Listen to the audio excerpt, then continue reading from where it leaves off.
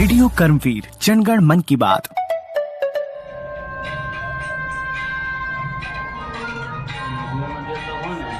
खत्म हुआ दुर्गा पूजा, अब बारी दिवाली की, लेकिन हमें तो इंतजार है उसकी 4 दिन वाली खुशहाली की। क्या आपको पता है छठ पूजा का व्रत किस प्रकार से शुरू हुई थी? छठ पूजा की शुरुआत त्रेता युग में हुई थी, जब भगवान श्री राम रावण का वध करके अयोध्या लौटे थे। तब अपने सर से ब्राह्मण हत्या का पाप हटाने के लिए भगवान राम ने राजसूय यज्ञ करने का फैसला किया। तब माता सीता ने मुगल ऋषि की सलाह से 4 दिनों तक उनके आश्रम में रह करके कार्तिक माह के शुक्ल पक्ष की षष्ठी तिथि को छठ व्रत कर भगवान सूर्य की उपासना की थी और सप्तमी को सूर्योदय के समय फिर से अनुष्ठान कर सूर्यदेव से भगवान राम के लिए ब्राह्मण हत्या के पाप से मुक्ति का आशीर्वाद प्राप्त किया था। जिस स्थान पर सीता माता ने सर्वप्रथम छठ किया था वह स्थान आज भी बिहार में मुंगेर में है, जहाँ सीता माता के पद चिन्ह के निशान वहाँ के सीताचरण मंदिर में आज भी मौजूद हैं। कर्मवीर रेडियो 90.0 FM में एक छठ पर्व की, महापर्व की, महाशुरुआत की पहला अध्याय मैं आपके सामने लेकर आ चुकी हूँ। सनातन धर्म के सबसे बड़ा पर्व कहे जाने वाला महापर्व का आज पहला दिन। इस महापर्व को लेकर के बहुत सारी कथाएं प्रचलित। एक कथा के अनुसार इस महापर्व को, इस छठ को सबसे पहले सीता मैया ने किया था और आज भी बिहार, झारखंड, यूपी में छठ को जो है महापर्व के रूप में मनाया जाता है। आज उसी महापर्व का पहला दिन है, नहाए खाए है। मैं छठ के इतने करीब इसलिए हूँ क्योंकि मैं झारखंड से बिलोंग करती हूँ और इस वक्त मैं जमशेदपुर से आपको छठ का पूरा अध्याय आपको दिखाऊंगी। 4 दिवसीय जो होता है, आज नहाए खाए है। खरना की भी मैं आपको एक अध्याय दिखाऊंगी, दूसरे अर्घ, पहले अर्घ, सारे अध्याय। तो आइए सबसे पहले बात करते हैं नहाए खाए की।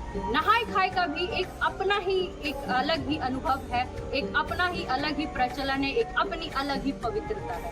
नहाए खाए के दिन जो छठ व्रती महिलाएं होती है वो नदियों में स्नान कर और सात्विक भोजन कर जो है इस पर्व का जो है शुरुआत करती है, अपने घर के परिवारों की लंबी उम्र की, दीर्घायु की कामना करती है।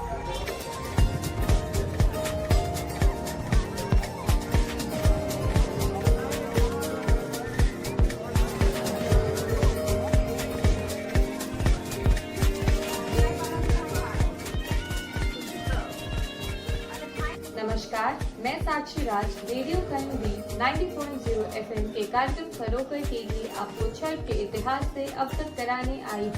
जैसा कि हम जानते हैं, सनातन परंपरा में आस्था के महापर्व छठ का बहुत ज्यादा महत्व है।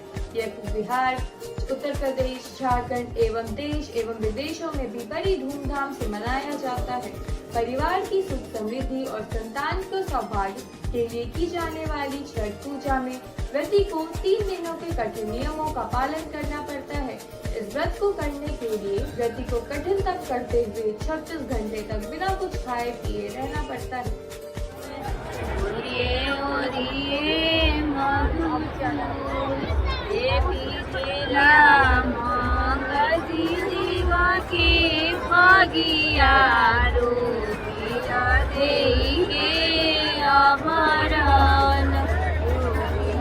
नमस्कार, मैं प्रियंका रेडियो कर्मवीर के कार्यक्रम सरोकार के लिए छठ की एक झलक बिहार राज्य के एक छोटे से गांव पतेछिया से लेके आई हूँ। आइए हम इनसे बात करके जानते हैं छठ के महत्व के बारे में और छठ पूजा मनाने में किन किन तैयारियों की जाती है। नमस्कार, आपका स्वागत है हमारे रेडियो कर्मवीर में। आपका नाम?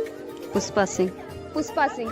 पुष्पा जी, छठ पूजा में जो जितनी भी तैयारियां होती है उनके बारे में हमें बताएं। कद्दू भात होता है, उपवास होना पड़ता है, उसके बाद खरना होता है, पायस पूरी बनाता है, उसके बाद चर्च होता है, उसके सुबह शाम को सब घाट पर जाता है और सुबह में भी घाट पे जाके सब समाप्त करना होता है। छठ पूजा सामाजिक संबंधों को मजबूत करती है, इस पे आपका क्या कहना है, कैसे करती है? जैसे छठ पूजा जो है हम सबको, जो हमारे रिश्तेदार बहुत दूर रहते हैं, सबको एक जगह एकत्रित करने का काम करती है, जिससे कि हमारे गांव और परिवेश बहुत अच्छा माहौल बनता है। धन्यवाद आपका नाम? विक्रांत भारती। विक्रांत जी, छठ पूजा कुछ आधुनिकता भी छठ पूजा में जुड़ी हुई है, इस पे आपका क्या कहना है? जैसे कि पहले बिहार यूपी के क्षेत्रों में ज़्यादातर छठ पूजा होती थी। अभी जैसे सोशल मीडिया का ज़माना है, तो ये जो सोशल मीडिया के थ्रू जो है अब ज़्यादा से ज़्यादा शहरों में इंडिया भर के शहरों में, विदेशों में भी मनाया जाता है। तो सोशल मीडिया का इसमें बहुत बड़ा योगदान है।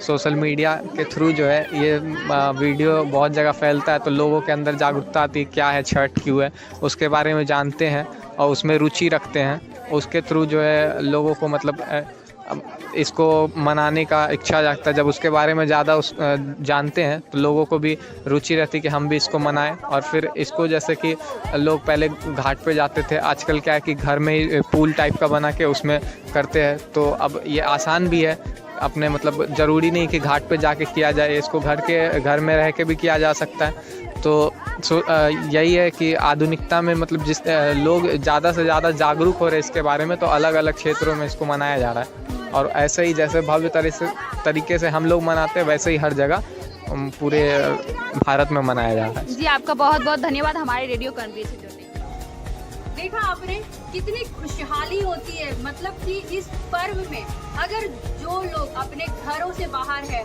अपने घर के किसी काम की वजह से, अपनी पढ़ाई की वजह से बाहर है, वो दिवाली में भी घर ना आए कोई बात नहीं, दुर्गा पूजा में भी घर ना आए कोई बात नहीं, लेकिन छठ में घर आने के लिए पहले से ही टिकट बुक हो चुकी होती है, क्योंकि छठ की एक अपनी ही महत्वता है। कहते हैं मनोकामना पूर्ति का सबसे बड़ा महापर्व है ये। कहा जाता है कि इस पर्व में जो इतनी शुद्धता होती है और सनातन धर्म का सबसे बड़ा पर्व, इसे ऐसे ही नहीं माना जाता।